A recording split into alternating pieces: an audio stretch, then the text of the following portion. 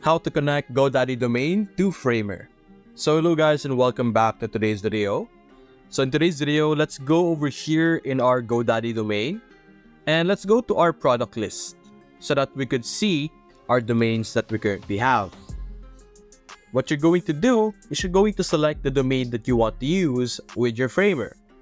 In my case, we have this one. So let me copy that and go over here in Framer. After that, click on settings over here on the top right. You will see the site settings. So you're going to look over here on the left side. You're going to see that there's an option called domains.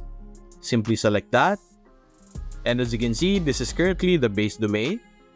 And to be able to connect our domain that we have owned, we would simply need to select this one and upgrade your plan. You have to have an upgraded plan, and then you can simply paste the URL or the domain that you have in GoDaddy and you will be able to easily connect it through that method.